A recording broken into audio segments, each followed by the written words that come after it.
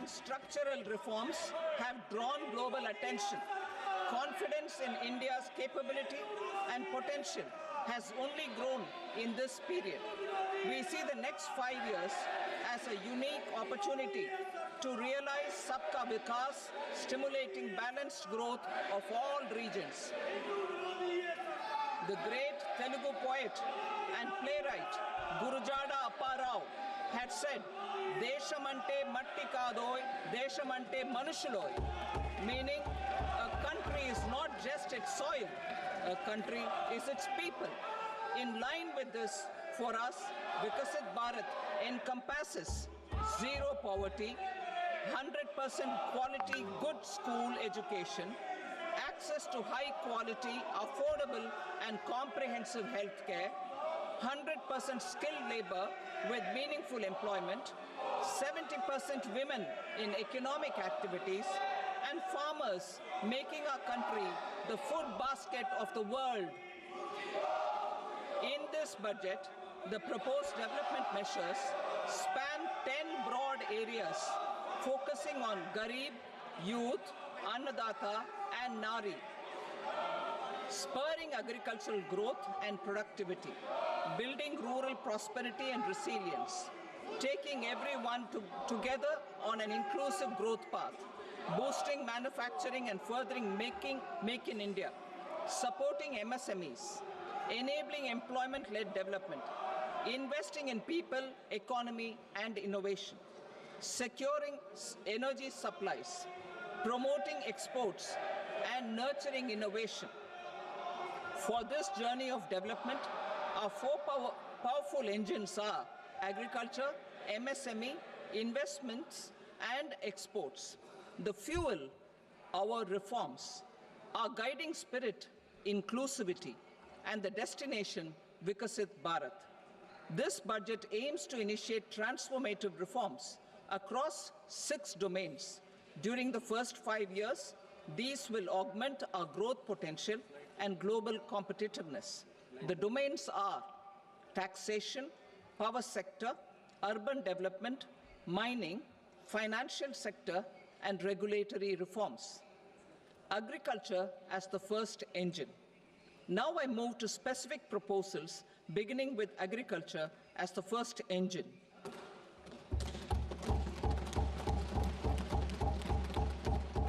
Prime Minister Dhan Dhanya Krishi Yojana, developing agri-districts program. Motivated by the success of the aspirational district program, our government will undertake a Prime Minister Dhan Dhanya Krishi Yojana in partnership with states. Through the convergence of existing schemes and specialized measures, the program will cover 100 districts with low productivity, moderate crop intensity, and below average credit parameters. It aims to 1. Enhance agricultural productivity, 2. Adopt crop diversification and sustainable agricultural practices, 3.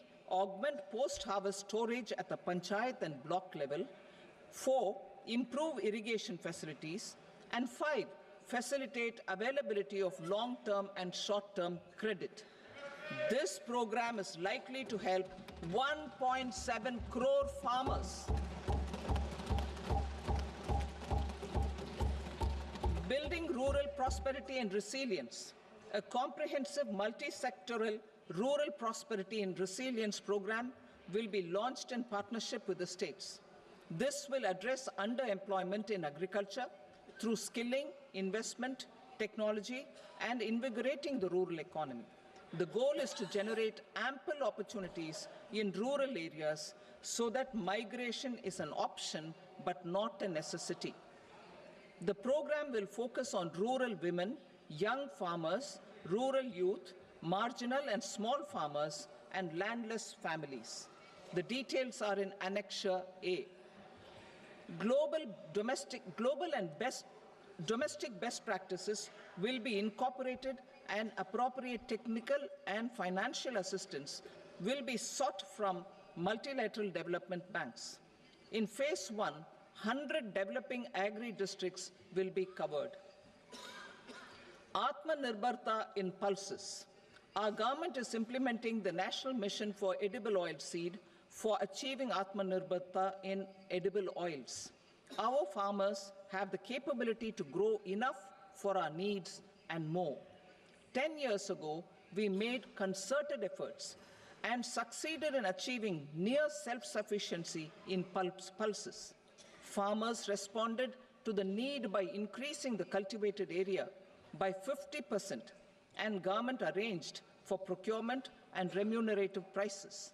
Since then, with rising incomes and better affordability, our consumption of pulses has increased significantly. Our government will now launch a 6-year mission for Atmanirbharta in pulses with a special focus on Tuar, Urad and Masoor. Details are in Annexure B. Central agencies such as NAFED and NCCF will be ready to procure these 3 pulses as much as offered during the next 4 years from farmers who register with these agencies and enter into agreements. Comprehensive program for vegetables and fruits. It is encouraging that our people are increasingly becoming aware of their nutritional needs. It is a sign of a society becoming healthier. With rising income levels, the consumption of vegetables, fruits, and Shri Anna is increasing significantly. A comprehensive program to promote production, efficient supplies, processing, and remunerative prices for farmers will be launched in partnership with the states. Appropriate institutional mechanisms for implementation and participation of farmer producer organizations and cooperatives will be set up. Makhana board in Bihar. For this, there is a special opportunity for the people of Bihar. A Makhana board will be established in the state to improve production, processing, value addition, and marketing of Makhana.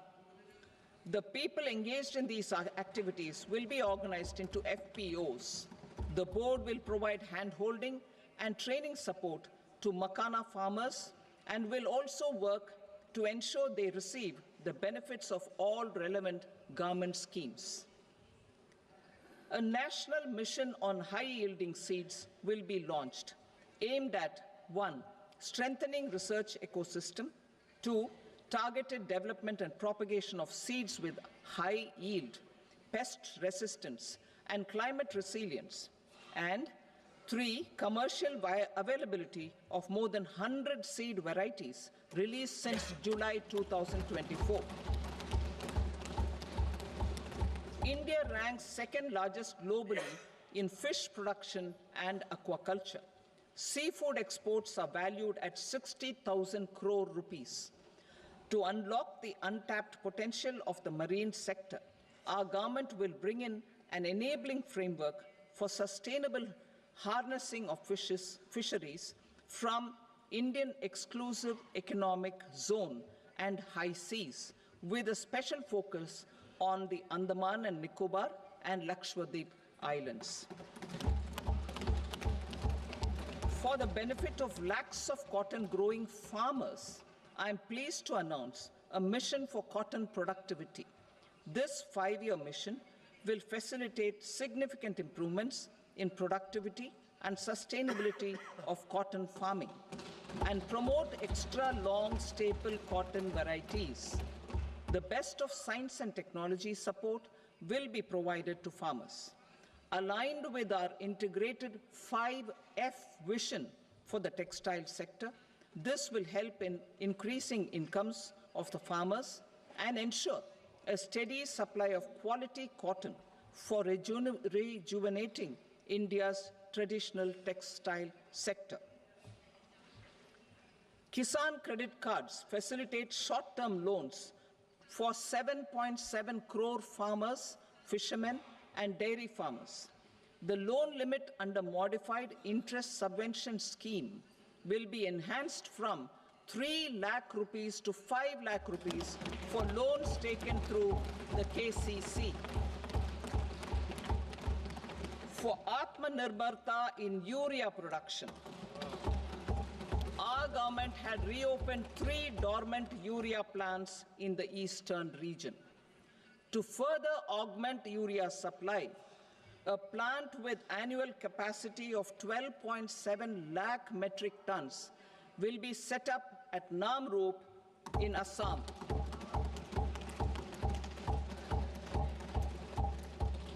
India Post, with 1.5 lakh rural post offices, complemented by the India Post Payment Bank and a vast network of 2.4 lakh Dak Sevaks, will be repositioned to act as a catalyst for the rural economy. Details are at Annexure C. India Post will also be transformed as a large public logistics organization. This will meet the rising needs of Vishwakarmas, new entrepreneurs, women, self-help groups, MSMEs, and the large business organizations. Our government will provide support to NCDC for its lending operations for the cooperative sector. MSMEs as the second engine. Now I move to MSMEs as the second engine, which encompasses manufacturing and services with a focus on MSMEs numbering 5.7 crores. Currently, over 1 crore registered MSMEs, employing 7.5 crore people and generating 36% of our manufacturing, have come together to position India as a global manufacturing hub. With their quality products, these MSMEs are responsible for 45% of our exports. To help them achieve higher efficiencies of scale, technological upgradation, and better access to capital, the investment and turnover limits for classification of all MSMEs will be enhanced to 2.5 and 2 times respectively. This will give them the confidence to grow and generate employment for our youth. The details are given in Annexure D. To improve access to credit, the credit guarantee cover will be enhanced. First, for micro and small enterprises from 5 crore to 10 crore rupees, leading to additional credit of 1.5 lakh crores in the next 5 years. Second, for startups from 10 crore rupees to 20 crore rupees, with the guarantee fee being moderated to 1% for loans in 27 focus sectors which are important for Atmanirbhar Bharat. And for well-run exporter MSMEs, for term loans up to 20 crore rupees. Also for the micro enterprises, we will introduce customized credit cards with a 5 lakh rupee limit for micro enterprises registered on Udyam portal. In the first year, 10 lakh such cards will be issued. Fund of funds for startups. The Alternate Investment Fund, AIFs, for startups have received commitments of more than 91,000 crores rupees. These are supported by the Fund of Funds set up with the Government of India's contribution of 10,000 crore rupees. Now, a new fund of funds with expanded scope and a fresh contribution of another 10,000 crore rupees will be set up. A new scheme will be launched for 5 lakh women, scheduled castes, and scheduled tribes, first-time entrepreneurs. This will provide term loans up to 2 crore rupees during the next 5 years. The scheme will incorporate lessons from the successful Stand Up India scheme. Online capacity building for entrepreneurship and managerial skills will also be organized. Measures for labor-intensive sectors. To promote employment and entrepreneurship opportunities in labor-intensive sectors, our government will undertake specific policy and facilitation measures to enhance the productivity, quality, and competitiveness of India's footwear and leather sector. A focused product scheme will be implemented.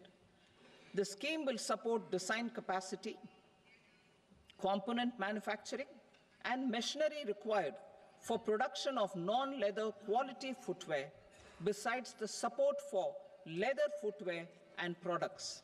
The scheme is expected to facilitate employment for 22 lakh persons, generate over 4 lakh crore rupees, and exports of over 1.1 lakh crore rupees. Measures for the toys sector. Building on the National Action Plan for Toys, we will implement a scheme to make India a global hub for toys. The scheme will focus on development of clusters, skills, and a manufacturing ecosystem that will create high-quality, unique, innovative, and sustainable toys that will represent the Made in India brand. Support for food processing. In line with our commitment towards Purvodaya, we will establish a National Institute of Food Technology, Entrepreneurship, and Management in Bihar. The institute will provide a strong fillip to food processing activities in the entire eastern region. This will result in 1. Enhanced income for the farmers through value addition to their produce, and 2. Skilling entrepreneurship and employment opportunities for the youth. Manufacturing mission, furthering Make in India.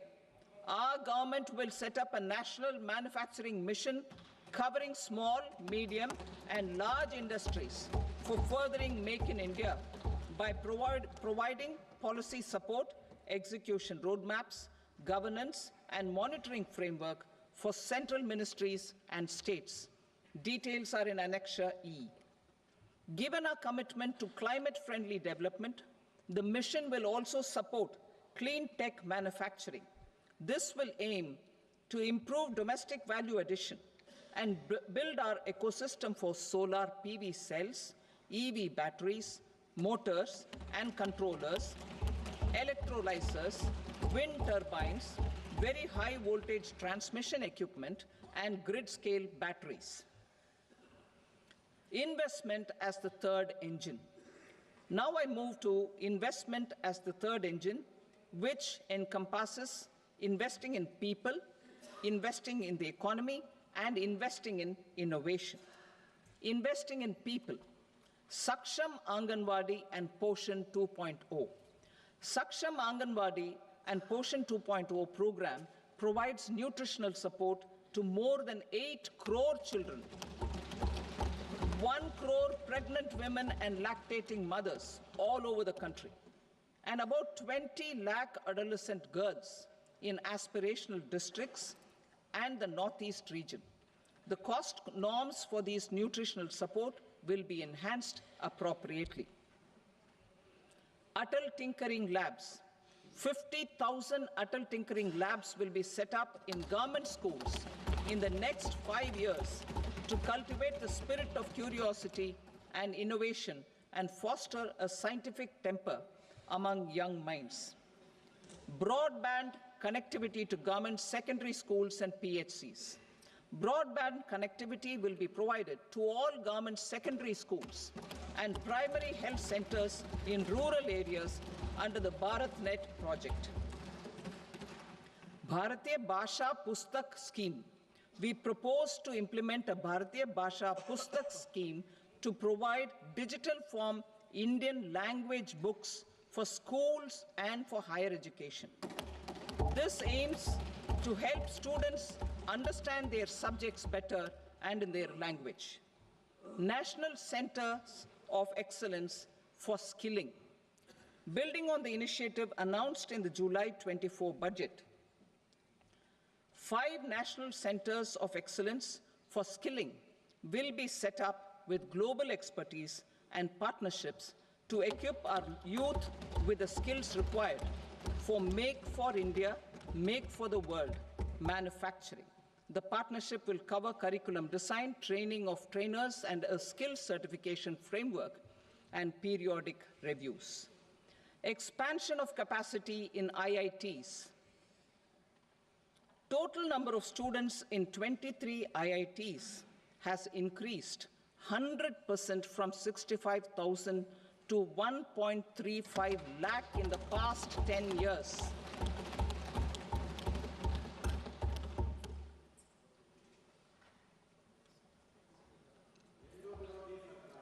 Additional infrastructure will be created in the 5 IITs started after 2014 to facilitate education for 6,500 more students.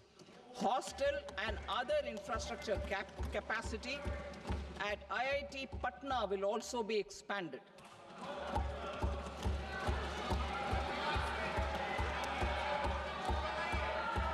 Center of Excellence.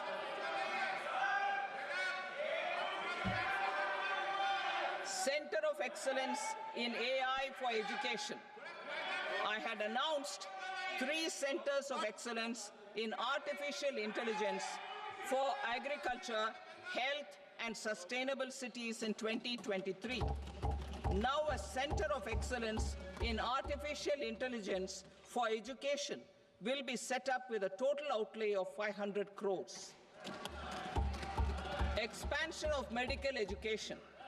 Our government has added almost 1.1 lakh undergraduate and postgraduate medical education seats in 10 years, an increase of 130%. In the next year, 10,000 additional seats will be added in medical colleges and hospitals towards the goal of adding 75,000 seats in the next 5 years. Daycare cancer centers in all district hospitals. Our government will facilitate setting up of daycare cancer centers in all district hospitals in the next 3 years. 200 centers will be established in 25-26 itself. Strengthening urban livelihoods. Our government has been giving priority to assisting urban poor and vulnerable groups. A scheme for socio-economic upliftment of urban workers will be implemented to help them improve their incomes, have sustainable livelihoods, and a better quality of life. PM Swanidhi scheme has benefited more than 68 lakh street vendors, giving them respite from high-interest informal sector loans. Building on this success, the scheme will be revamped with enhanced loans from banks, UPI-linked credit cards with 30,000 rupees limit, and capacity building support. Social Security Scheme for welfare of online platform workers. Gig workers of online platforms provide great dynamism to the new age services economy. Recognizing their contribution, our government will arrange for their identity cards and registration on the e-Shram portal. They will be provided health care under PM Jan Arogya Yojana. This measure is likely to assist nearly 1 crore gig workers.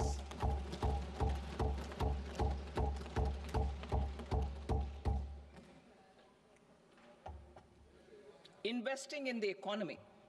Public-private partnership in infrastructure. Each infrastructure-related ministry will come up with a 3-year pipeline of projects that can be implemented in PPP mode. States will also be encouraged to do so and can seek support from the India Infrastructure Project Development Fund, which is a scheme to prepare PPP proposals. Support to states for infrastructure. An outlay of 1.5 lakh crore is proposed for the 50-year interest-free loans to states for capital expenditure and incentives for reforms. Building on the success of the first asset monetization plan announced in 2021, the second plan for 2025 to 30 will be launched to plow back capital of 10 lakh crore in new projects. Regulatory and fiscal measures will be fine-tuned to support the plan. Jal Jeevan Mission. Since 2019, 15 crore households, representing 80% of India's rural population, have been provided access to portable tap water connections. To achieve 100% coverage, I am pleased to announce the extension of this mission until 2028 with an enhanced total outlay. The mission's focus will be on the quality of infrastructure and O&M of rural piped water supply schemes through Jan Bhagidari. A separate MOU or separate MOUs will be signed with the states and union territories to ensure sustainability and citizen-centric water services delivery. Urban sector reforms. Building on the July budget proposals, urban sector reforms related to governance, municipal services, urban land and planning will be incentivized. Urban Challenge Fund. The government will set up an urban challenge fund of 1 lakh crore rupees to implement the proposals for cities as growth hubs, creative redevelopment of cities, and for water and sanitation purposes announced in the July budget. This fund will finance up to 25% of the cost of bankable projects, with a stipulation that at least 50% of the cost is funded from bonds, bank loans, and PPPs. An allocation of 10,000 crore is proposed in 2025-26. Power sector reforms. We will incentivize electricity distribution reforms and augmentation of intra-state transmission capacity by states. This will improve financial health and capacity of electricity companies. Additional borrowing of 0.5% of GSDP will be allowed to states contingent on these reforms. Nuclear energy mission for Vikasit Bharat. Development of at least 100 gigawatt of nuclear energy by 2047 is essential for our energy transition efforts. For an active partnership with the private sector towards this goal, amendments to the Atomic Energy Act and the Civil Liability for Nuclear Damage Act will be taken up. A nuclear energy mission for research and development of small modular reactors with an outlay of 20,000 crore will be set up. At least 5 indigenously developed small modular reactors will be operationalized by 2033. Shipbuilding. The shipbuilding financial assistance policy will be revamped to address cost disadvantages. This will also include credit notes for shipbreaking in Indian yards to promote the circular economy. Large ships above a specified size will be included in the infrastructure harmonized master list. Shipbuilding clusters will be facilitated to increase the range, categories, and capacity of ships. This will include additional infrastructure, facilities, skilling, and technology to develop the entire ecosystem. Maritime Development Fund. For long-term financing for the maritime industry, a Maritime Development Fund with a corpus of 25,000 crore rupees will be set up. This will be for distributed support and promoting competition. This will have up to 49% contribution by the government, and the balance will be mobilized from ports and from private sector. UDAN regional connectivity schemes. UDAN has enabled 1.5 crore middle-class people to meet their aspirations for speedier travel. The scheme has connected 88 airports, and operationalized 619 routes. Inspired by that success, a modified UDAN scheme will be launched to enhance regional connectivity to 120 new destinations and carry 4 crore passengers in the next 10 years. 4 crore additional passengers in the next 10 years. The scheme will also support helipads and smaller airports in hilly, aspirational, and northeast regional districts. Greenfield airports will be facilitated in Bihar to meet the future needs of the state. These will be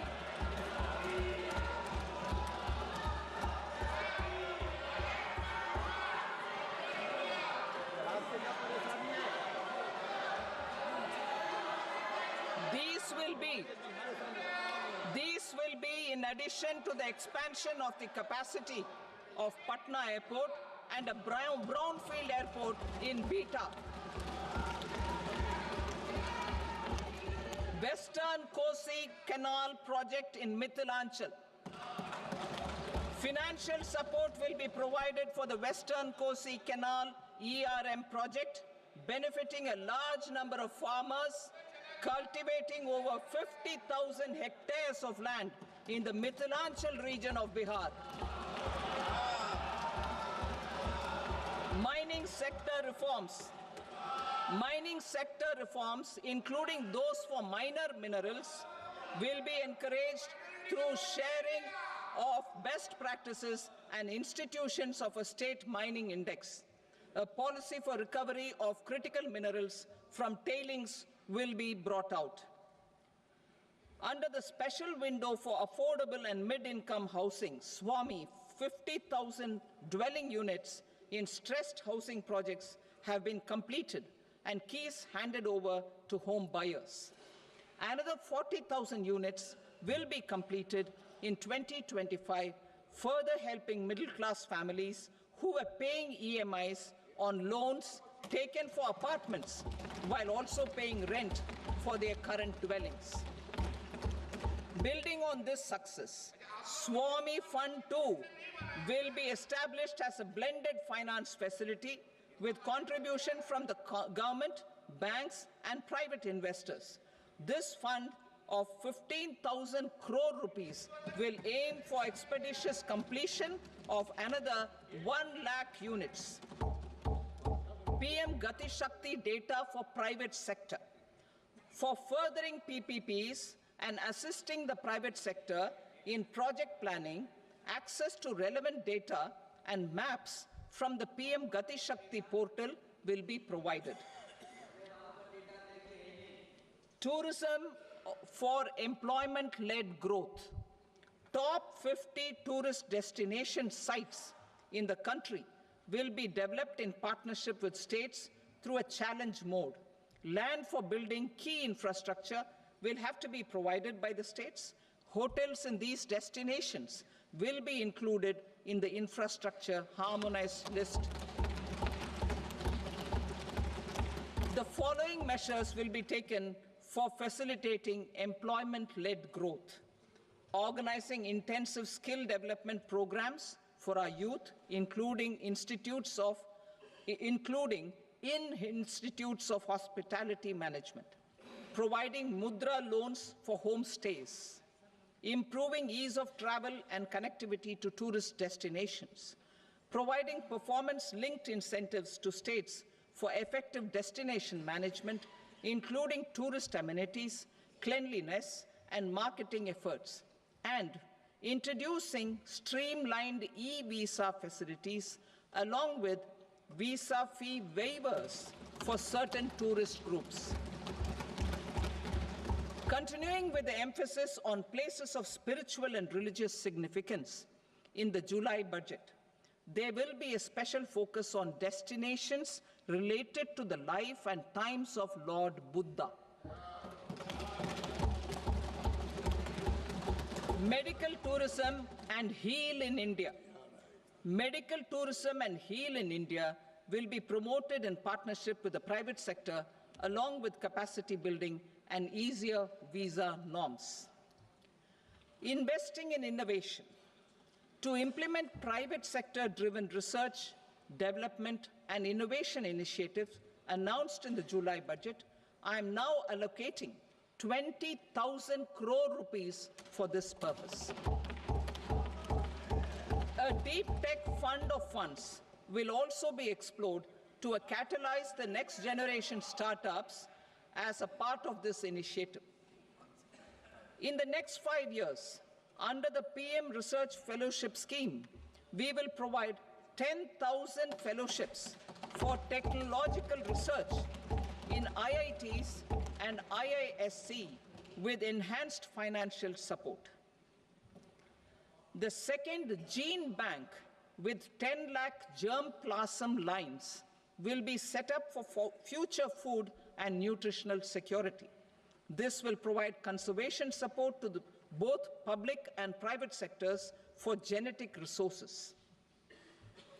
We will start a national geospatial mission to develop foundational geospatial infrastructure and data. Using PM Gati Shakti, this mission will facilitate modernization of land records, urban planning, and design of infrastructure projects. A Gyan Bharatam mission for survey, documentation, and conservation of our manuscript heritage with academic institutions, museums, libraries, and private collectors will be undertaken to cover more than 1 crore manuscripts. We will set up a national digital repository of Indian knowledge systems for knowledge sharing. Now I move to exports as the fourth engine.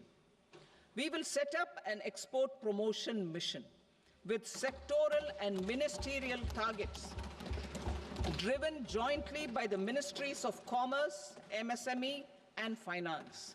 It will facilitate easy access to export credit, cross-border factoring support, support to MSMEs to tackle non-tariff measures in overseas markets.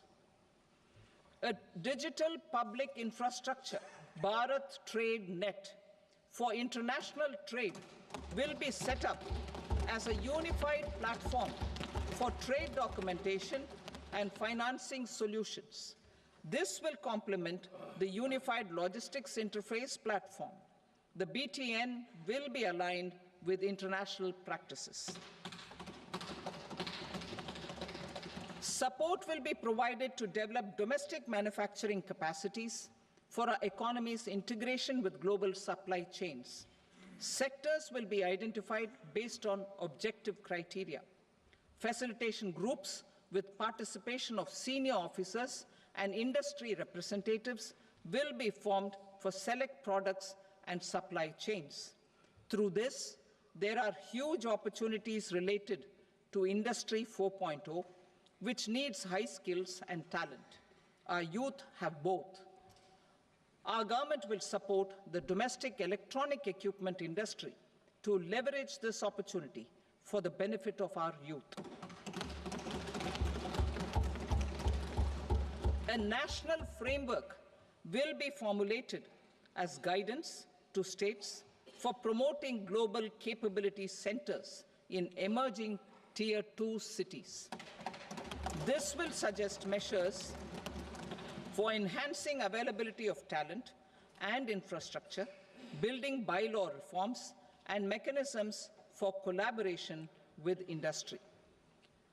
Our government will facilitate upgradation of infrastructure and warehousing for air cargo, including high-value perishable horticultural produce. Cargo screening and customs protocol will be streamlined and made user-friendly. Reforms as the fuel. Over the past 10 years, our government has implemented several reforms for convenience of taxpayers, such as faceless assessment, 2, taxpayer charter, 3, faster returns, 4, almost 99% returns being on self-assessment, and 5, Vivad Se Vishwas scheme.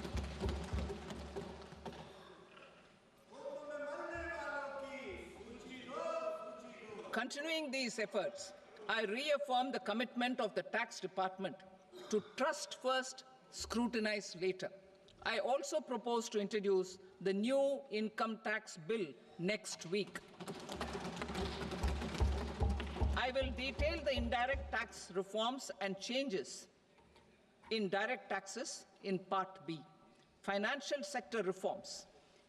The FDI limit for the insurance sector will be raised from 74 to 100%. This enhanced limit will be available for those companies which invest the entire premium in India. The current guardrails and conditionalities associated with foreign investment will be reviewed and simplified. The services of India Post Payment Bank will be deepened and expanded in rural areas. NABFID will set up a partial credit enhancement facility for corporate bonds for infrastructure. Public sector banks will develop Grameen Credit Score framework to serve the credit needs of SHG members and people in rural areas. A forum for regulatory coordination and development of pension products will be set up. To implement the earlier announcement on simplifying the KYC processes, the revamped Central KYC Registry will be rolled out in 2025. We will also implement a streamlined system for periodic updating. Requirements and procedures for speedy approval of company mergers will be rationalized. The scope for fast-track mergers will also be widened and the process made simpler.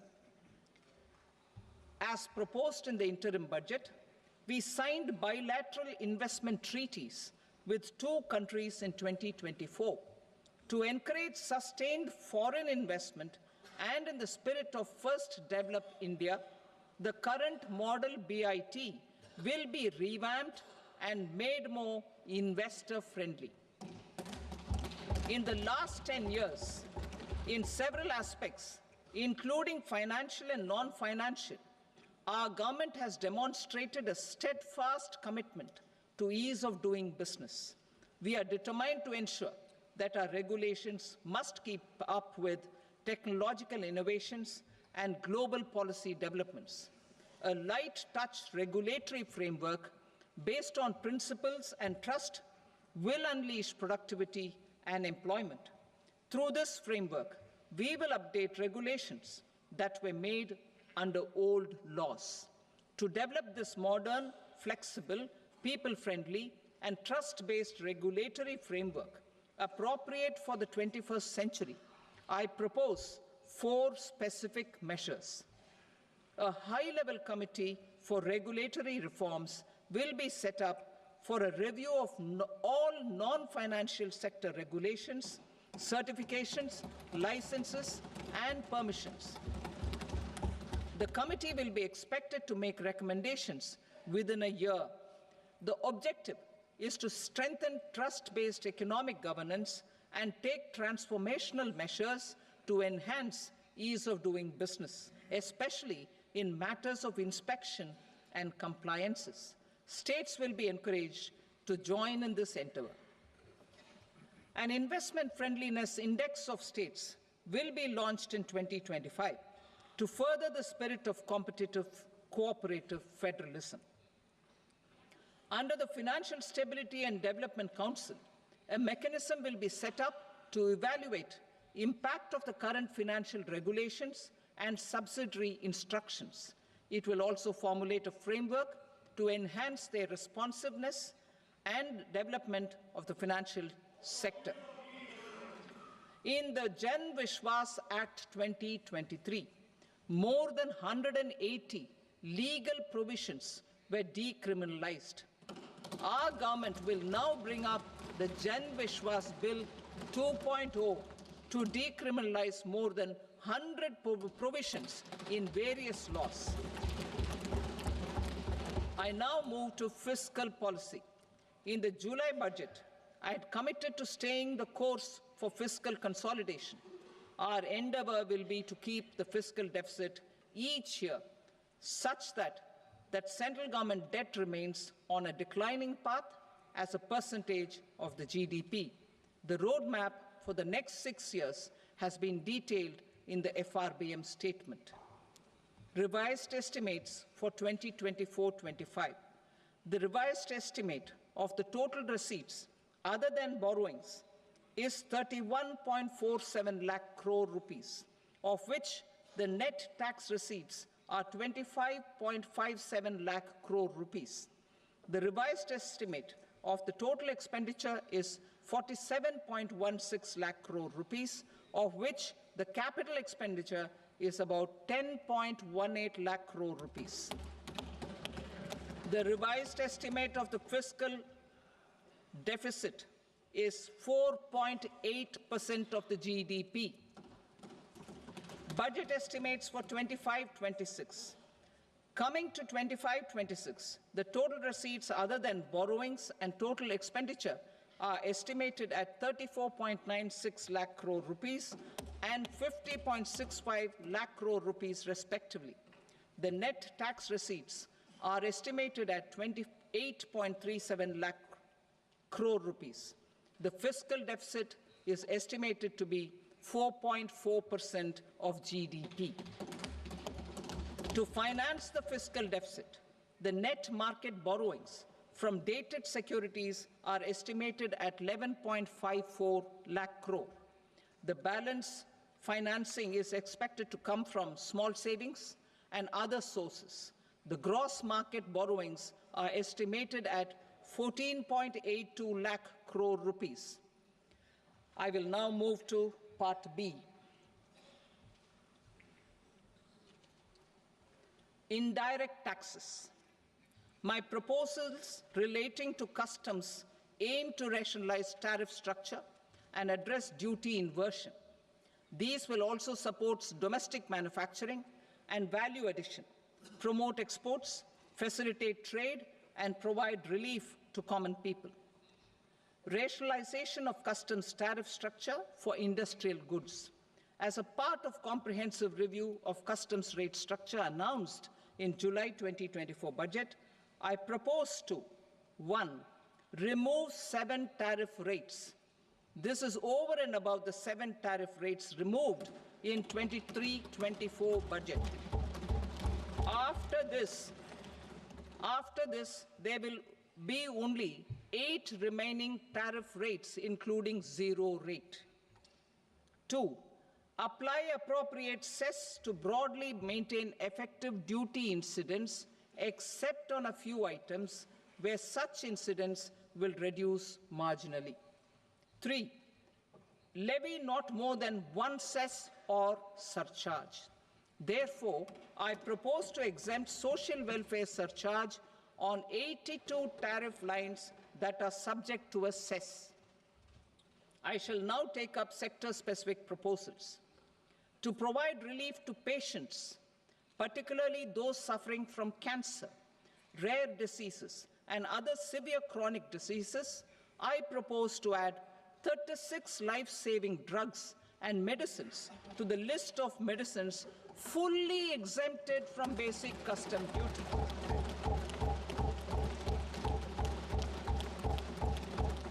I also propose to add 6 life-saving medicines to the list attracting concessional custom duty of 5%. Full exemption and concessional duty will also respectively apply on the bulk drugs for manufacture of the above. Specified drugs and medicines under patient assistance programs run by the pharmaceutical companies are fully exempt from BCD, provided the medicines are supplied free of cost to the patients. I propose to add 37 more medicines along with 13 new patient assistance programs, support to domestic manufacturing and value addition, critical minerals. In the July 2024 budget, I had fully exempted BCD on 25 critical minerals that are not domestically available. I had also reduced BCD of 2 other such minerals to provide a major fillip to their processing, especially by MSMEs.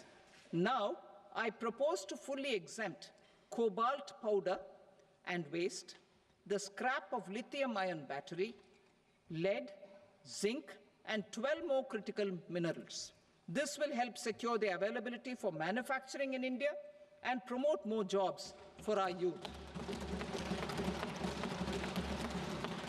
To promote domestic production of technical textile products such as agro-textiles, medical textiles, and geotextiles at competitive prices, I propose to add 2 more types of shuttle-less looms to the list of fully exempted textile machinery. I also propose to revise the BCD rate on knitted fabrics covered by 9 tariff lines from 10 or 20 to 20% or 115 rupees per kg, whichever is higher. Electronic goods. In line with our Make in India policy and to rectify inverted duty structure, I propose to increase the BCD on interactive flat panel display from 10% to 20% and reduce the BCD to 5% on open cell and other components. In 23-24 budget, for the manufacture of open cells of LCD, LED TVs, I had reduced the BCD on parts of open cells from 5% to 2.5%. To further boost the manufacture of such open cells, the BCD on these parts will now stand exempted. Lithium-ion battery. To the list of exempted capital goods, I propose to add 35 additional capital goods for EV battery manufacturing and 28 additional capital goods for mobile phone battery manufacturing. This will boost domestic manufacture of lithium-ion batteries, both for mobile phones and for electric vehicles. Shipping sector. Considering that shipbuilding has a long gestation period, I propose to continue the exemption of BCD on raw materials, components, consumables, or parts for the manufacture of ships for another 10 years.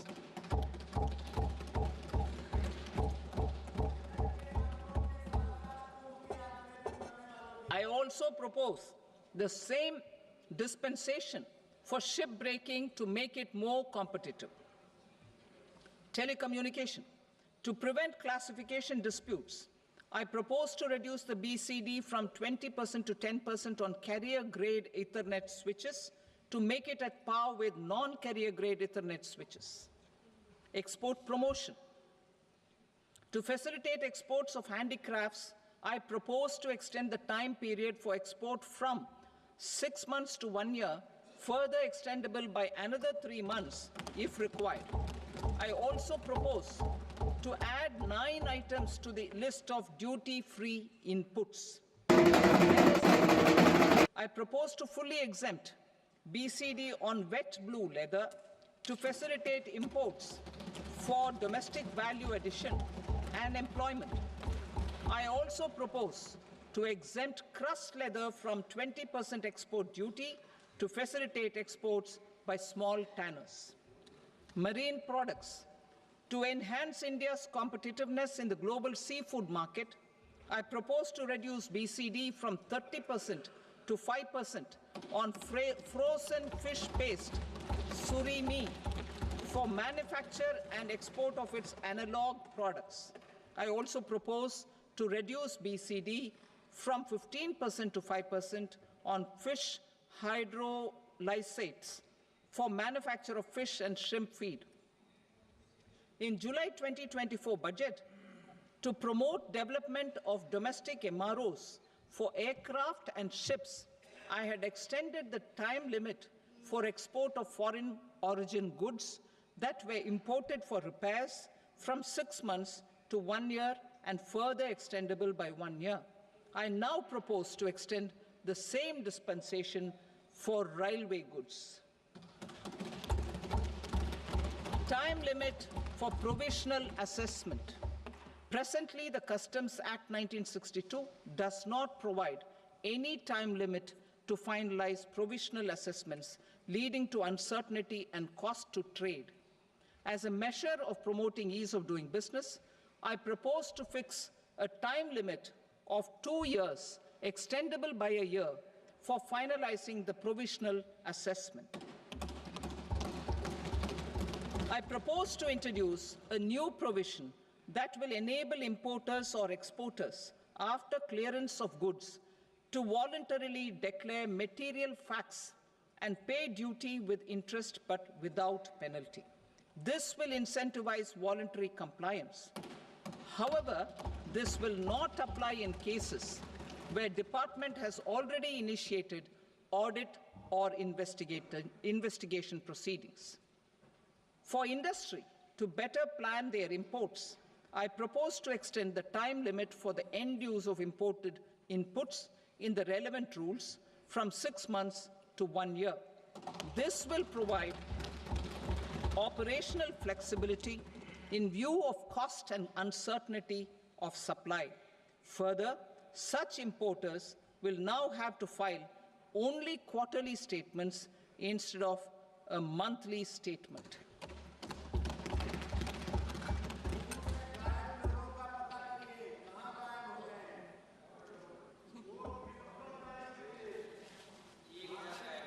I now come to my direct tax proposals. In Part A, I have briefly underlined taxation reforms as one of key reforms to realize our vision of Vikasit Bharat. In respect of criminal law, our government had earlier ushered in Bharatiya Nyaya Sanhita, replacing Bharatiya Danda Sanhita. I am happy to inform this august House and the country that for new income tax bill will carry forward the same spirit of Nyaya in its drafting as well. The new bill will be clear and direct in text, with close to half of the present law in terms of both chapters and words. It will be simple to understand for taxpayers and tax administrators, leading to tax certainty and reduced litigation. Reforms, however, are not a destination. They are means to achieve good governance for our people and economy. Providing good governance primarily involves being responsive. The Tirukural captures this in verse 542, which reads, "Vaanokki vaazhum ulagallam, mannavan kol nokki vaazhum kudi," meaning, just as the living beings live expecting rains, citizens live expecting good governance. Our government is committed to keeping an ear to the ground and a finger on the pulse and responding while balancing our national building efforts.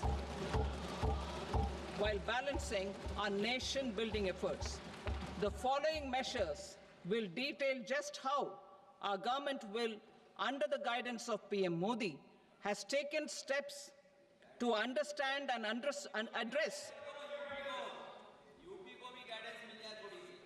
I repeat that sentence, sir.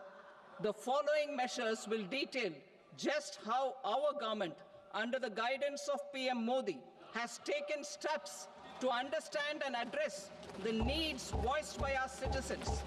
My tax proposals are guided by this spirit. The objectives of my proposals are as follows. Personal income tax reforms with special focus on middle class. Rationalization of TDS and TCS for easing difficulties. Encouraging voluntary compliance. Reducing compliance burden. Ease of doing business, employment and investment. I will come to my proposal on personal income tax towards the end. TDS and TCS, rationalization for easing difficulties. I propose to rationalize tax deduction at source, TDS, by reducing the number of rates and thresholds above which TDS is deducted. Further, threshold amounts for tax deduction will be increased for better clarity and uniformity. The limit for tax deduction on interest for senior citizens is being doubled from the present 50,000 rupees to 1 lakh rupees. Similarly, the annual limit of 2.40 lakh rupees for TDS on rent is being increased to 6 lakh rupees. This will reduce the number of transactions liable to TDS, thus benefiting small taxpayers receiving small payments. The threshold to collect tax at source, the TCS, on remittances under RBI's liberalized remittance scheme, the LRS, is proposed to be increased from 7 lakh to 10 lakhs. I also propose to remove TCS on remittances for education purposes, where such remittances is out of a loan taken from a specified financial institution. Both TDS and TCS are being applied on any transaction related to sale of goods. To prevent such compliance difficulties, I propose to omit the TCS. I also propose that the provisions of the higher TDS deduction will now apply only in non-PAN cases. In July 2024, the delay for payment of TDS up to the due date of filing statement was decriminalized. I propose to provide the same relaxation to TCS provisions as well. The government under the leadership of Prime Minister Modi believes in Sabka Saath, Sabka Vikas, Sabka Vishwas, and Sabka Prayas. In line with this, we brought in updated return facility in 2022 for voluntary compliance by taxpayers who had omitted to report their correct income. Our trust in taxpayers was proved right. Nearly 90 lakh taxpayers voluntarily updated their incomes by paying additional tax. Taking this trust further, I now propose to extend the time limit to file updated returns for any assessment year from the current limit of 2 years to 4 years. I propose to reduce the compliance burden for small charitable trusts and institutions by increasing their period of registration from 5 years to 10 years. It is also proposed that disproportionate consequences do not arise for minor defaults, such as incomplete applications filed by charitable entities. Presently, taxpayers can claim the annual value of self-occupied properties as nil only on the fulfillment of certain conditions. Considering the difficulties faced by taxpayers, it is proposed to allow the benefit of 2 such self-occupied properties without any condition. To streamline the process of transfer pricing and to provide an alternative to yearly examination, I propose to introduce a scheme for determining arm's length price of international transaction for a block period of 3 years.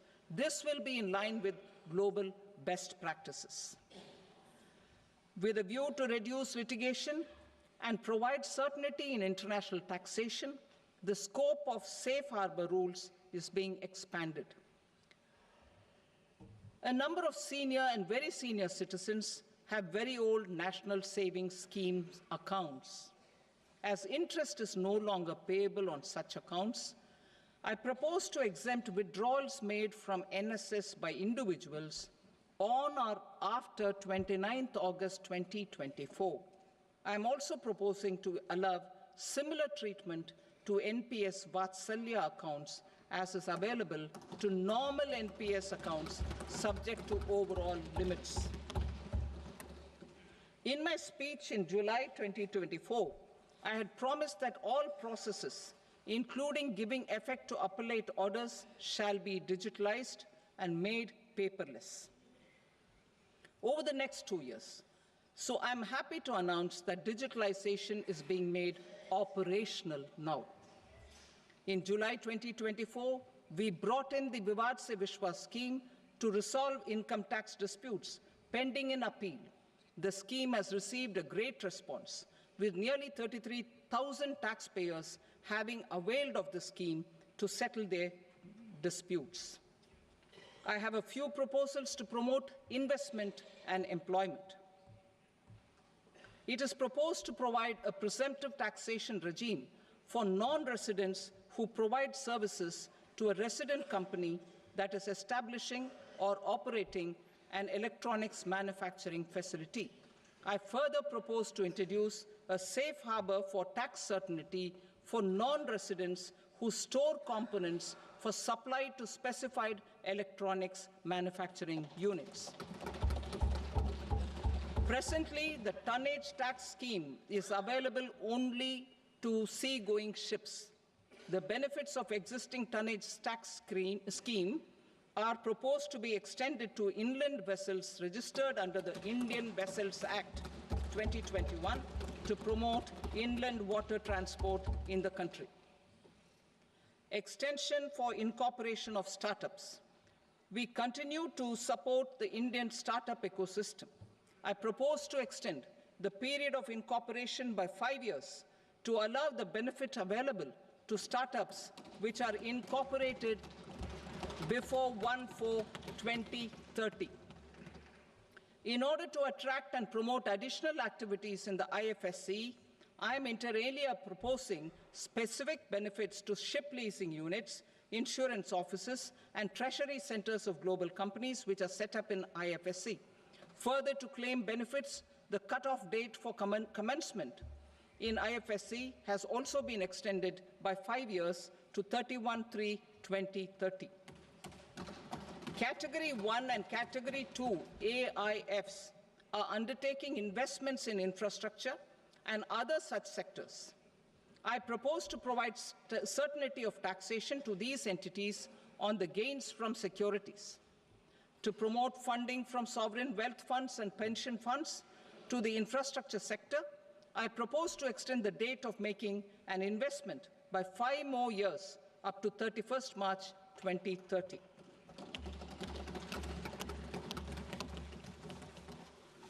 Personal income tax reforms with special focus on middle class. Democracy, demography, and demand are the key support pillars in our journey towards Vikasit Bharat. The middle class provides strength for India's growth. This government, under the leadership of Prime Minister Modi, has always believed in the admirable energy and ability of the middle class in nation building. In recognition of their contribution,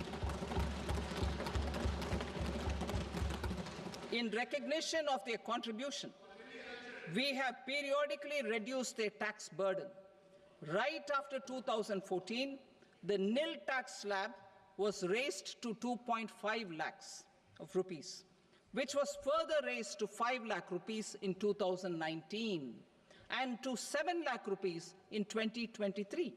This is reflective of our government's trust on the middle class taxpayers. I am now happy to announce that there will be no income tax payable up to income of 12 lakh rupees.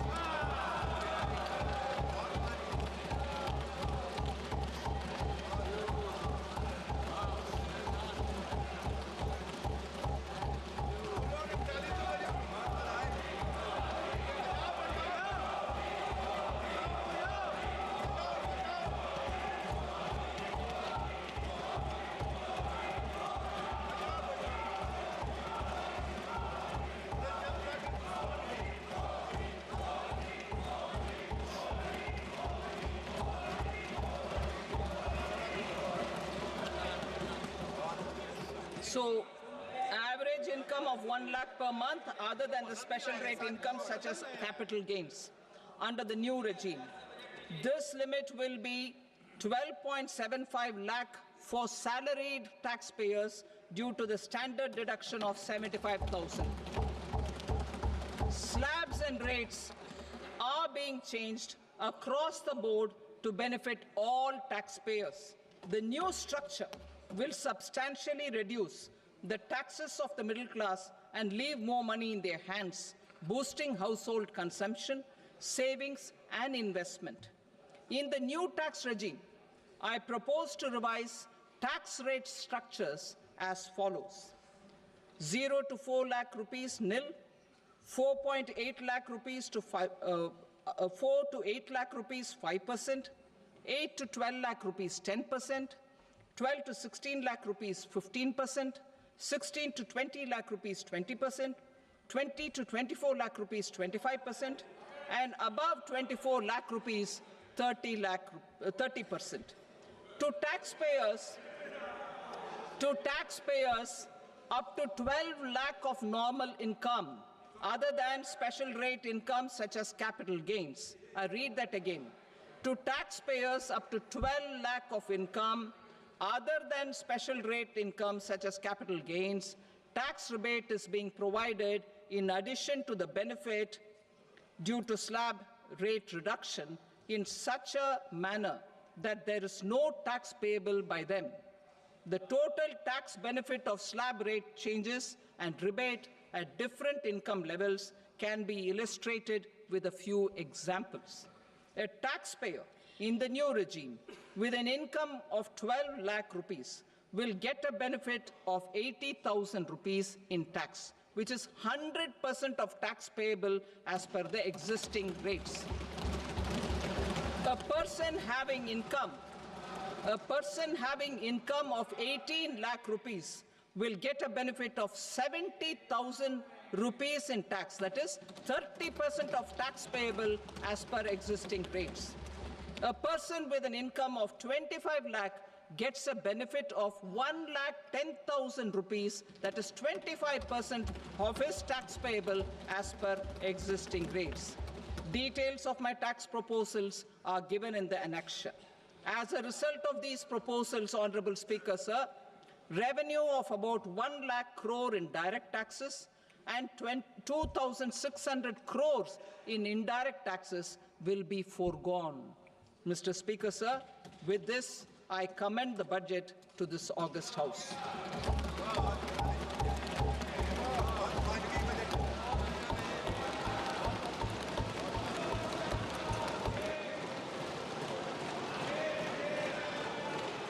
Item number 2, Srimati Nirmala Sitharaman.